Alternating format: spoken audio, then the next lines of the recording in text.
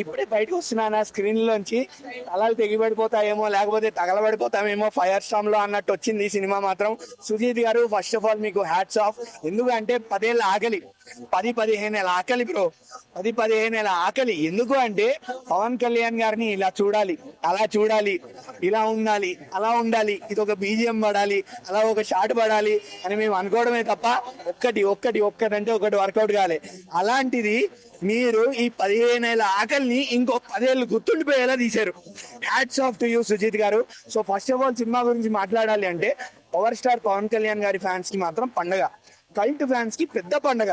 అసలు మామూలు రేంజ్ లో లేదు సినిమా, వాళ్ళకైతే మాత్రం ఒక రేంజ్ లో ఉంటుంది.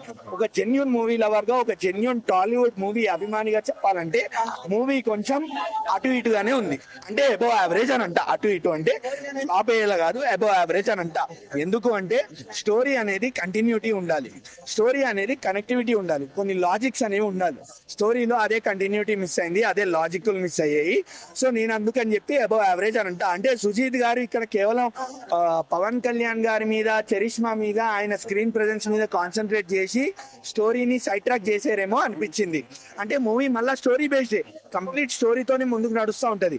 బట్ అక్కడక్కడ ఆ కనెక్టివిటీ అనేది, లాజిక్స్ అనేవి మిస్ అయిపోయాయి. ఎందుకు అంటే మాస్ ఆడియన్స్ కి, టాలీవుడ్ ఫ్యాన్స్ కి కానీ, లేకపోతే పవర్ స్టార్ పవన్ కళ్యాణ్ గారి ఫ్యాన్స్ కి కానీ ఆ ఎలివేషన్ సీన్స్ ఇద్దామన్న దృష్టిలో ఆ కనెక్టివిటీ అనేది మిస్ చేసుకున్నారు. అది మిస్ చేసుకోకపోయి ఉంటే మాత్రం ఇంకా వేరే లెవెల్లో ఉండేది cinema. Every movie lover would have loved it the most. ఇప్పటికీ నేను 3.54 వరకు ఇస్తా రేటింగ్. 3.54 కూడా వద్దు, 3.5 వరకు ఇస్తా. సినిమా మొత్తం ముంబై బ్లాస్ట్ జరిగింది. లేదండి నాకు ఎక్కడ అయితే ముంబై బ్లాస్ట్లు కానీ, లేకపోతే ఆ రియలిస్టిక్ స్టోరీలు కానీ నాకు ఎక్కడ కనిపించలేదు. అండ్ బ్లాస్ట్లు కూడా ఎక్కడ ఏం లేవు. అఫ్ కోర్స్ మూవీలో బ్లాస్ట్లు ఉన్నాయి, ఒకటో రెండో ఉన్నాయి, కానీ అది ముంబై బేస్డ్ కాదు. ముంబై బేస్డ్ బ్లాస్ట్లు అసలే కాదు.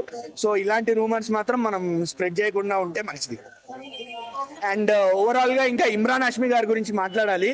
సుజీత్ గారు ఇక్కడ ఒక చోట ఇంప్రూవైజేషన్ చేసుకుంటే బాగుండేది. ఎందుకు అంటే ఇమ్రాన్ హష్మి గారిని మీరు ఇంట్రో షాట్ లో చూసినా గానీ, అదే మన ట్రాన్స్ఫోర్మీ పాటలో మీరు ఎలా అయితే రిలీజ్ అయిందో ఆ పాట, అంటే విలన్ కి ఒక సపరేట్ బీజిఎం పడింది, విలన్ కి ఒక సపరేట్ సాంగ్ పడింది. అలాంటి విలన్ ని మీరు ఎలా చూపించాలి? అండ్ అది చిన్న క్యారెక్టర్ కూడా కాదు, ఇమ్రాన్ హష్మి గారు ప్లే చేస్తున్నారు. సో విలన్ ఎస్టాబ్లిష్మెంట్ అనేది మిస్ అయింది.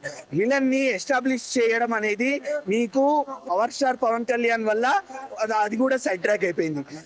ఆయన స్క్రీన్ ప్రెజెన్స్ కూడా తక్కువనే ఉంది, స్క్రీన్ టైం కూడా తక్కువనే ఉంది. సో ఇమ్రాన్ హష్మి గారిని ఇంకొంచెం ఎస్టాబ్లిష్ చేసి, ఇంకొంచెం పవర్ఫుల్ గా చూపించి, ఇంకొంచెం వీళ్ళిద్దరికి కెమిస్ట్రీ వర్కౌట్ అయ్యేలాగా ఇంకొంచెం వీళ్ళిద్దరికి ఫేస్ ఆఫ్ సీన్స్ పెట్టుంటే ఇంకా బాగుండేది సినిమా కూడా. ఎలివేషన్స్ అయితే మామూలుగా లేవు భయ్యా. సినిమా మొత్తం ఎలివేషన్స్ అని అంటా నేనైతే. అందుకే పవర్ స్టార్ పవన్ కళ్యాణ్ గారి ఫ్యాన్స్ కి మాత్రం పండగ సినిమా, కల్ట్ ఫ్యాన్స్ కి పండగ. అంటే మనం ఇంతవరకు జైలర్ చూసాము, ఆయన నడుచుకుంటూ వస్తాడు, ఈయన బీజిఎం కొడతాడు. అనిరుద్ధు ఆయన నడుస్తాడు, చేయలేపుతాడు, ఈయన బీజిఎం కొడతాడు. అలానే ఉంది ఈ సినిమా కూడా. ఆయన జాకెట్ వేస్తాడు, నడుస్తాడు, బీజిఎం, కార్ మీద కూర్చుంటాడు, బీజిఎం. ఎలివేషన్ సీన్స్ అయితే ఒక 7-8 ఉన్నాయి సినిమా మొత్తము. మీకు పిచ్చ హై ఇచ్చేస్తాయి. ప్రతి ఎలివేషన్ సీన్ కూడా ఒక ఇంట్రడక్షన్ సీన్ లా ఉంటది.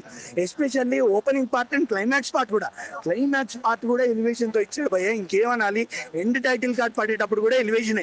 ఇంకా సాహో ఎప్పుడైతే రిఫరెన్స్ మనకు వచ్చిందో, ఎప్పుడైతే నందన్ రాయ్, జాకీ ష్రాఫ్ కనిపిస్తాడో స్క్రీన్ మీద, అయిపోయింది. మీరు తగలబెట్టేశారు, అంతే అయిపోయింది. అక్కడ మీరు ఫ్యాన్ పల్స్ పట్టుకొని సినిమా తీశారు. మాకు అర్థమైపోయింది సినిమా తీయాలి. పవన్ కళ్యాణ్ గారు మీరు సినిమాలు తీయాలి.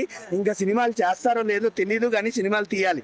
కాదు ఓజీ సినిమా తీయాలి. ఓజీ పార్ట్ 2 లో మీరు ఉండాలి. తర్వాత సాహోతో కనెక్ట్ అయ్యి మాకు ఒక ప్రభాస్ తో మల్టీ స్టారర్ కావాల్సిందే. ఇంకా ఎలా ఉంటుందో మీకే వదిలేస్తున్నా. ఇండియన్ బాక్స్ ఆఫీస్ లో రికార్డులు కొడుతుందా అంటే నేనైతే కొట్టలేదనే చెప్తా భయ్యా. ఎందుకంటే స్టోరీలో అంత దమ్ము లేకుండే, కనెక్టివిటీలో అంత దమ్ము లేకుండే. ఓకే ఫైన్, అంతే. నెగిటివిటీ స్ప్రెడ్ చేసే వాళ్ళకి ఒకటే చెప్తా బ్రో, ఏ మూవీలో అయినా ఫ్లాస్ ఉంటాయి. ఇలాంటి మూవీస్ పవన్ కళ్యాణ్ గారు ఇలాంటి యాక్టర్స్ లెజెండరీ స్టేటస్కి వెళ్ళిపోయారు. ఇంకెన్నాళ్ళు సినిమాలు తీస్తారో మనకు తెలియదు. సో సినిమాలు తీసిన నాళ్ళు వాళ్ళ సినిమాలు మనం ఎంజాయ్ చేయడమే, అంతే తప్ప మీరు ఓకే ఉన్న సినిమాలోనో లేకపోతే బాగున్న సినిమాలోనో ఉత్తపుణ్యానికి నెగిటివిటీ వెతుక్కొని దాన్ని స్ప్రెడ్ చేసి సినిమా చూడలేనంత గలీజ్గా ఉంది, భయంకరంగా ఉంది అనడం మాత్రం కరెక్ట్ కాదు. డైరెక్టర్ కంబ్యాక్ కాదన్నా, డైరెక్టర్ ఆల్రెడీ మంచి ఫ్లోలోనే ఉండే. సాహో అనేది జనాలు అర్థం చేసుకోలేకపోయారు. ఇప్పుడు ఓజీతో సాహోని మళ్ళీ బతికించుకునే అవకాశం ఆయనకి ఆయన సృష్టించుకున్నారు సుజీత్.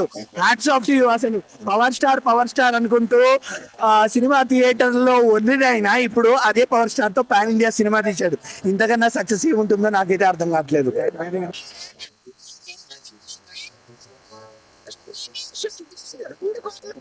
కలెక్ట్ చేసిన మూవీ ఏదైనా ఉండుంటే వరల్డ్ రికార్డ్, ఇది రికార్డ్స్ లోనే రికార్డ్ బ్రేక్ చేసిన మూవీ ఇది. సో దీని గురించి నో కమెంట్స్. అసలు వేరే మొత్తం పండగలన్నీ వచ్చేసాయి, పండగలన్నీ ఈ రోజే వచ్చాయి. ఇంకా డిప్యూటీ సీఎం చూడబోతే మూవీ చూడండి, చాలా చాలా బాగుంది. బీజం ఇంకా చాలా బాగుంది. ఇన్ని రోజులు పుష్ప టూ అని మాట్లాడారు. There is no Pushpa two, there is only one rule, Pawan Kalyan rule. రెండు రాష్ట్రాలకు ఒకటి దేవుడు అంటారు, అది మా పవన్ కళ్యాణ్. ఇంకేం అడగాలా? ఈ మూవీ చూసినప్పుడు హేటర్స్ అని చెప్తే నేను మాట్లాడుతాను వాళ్ళతో.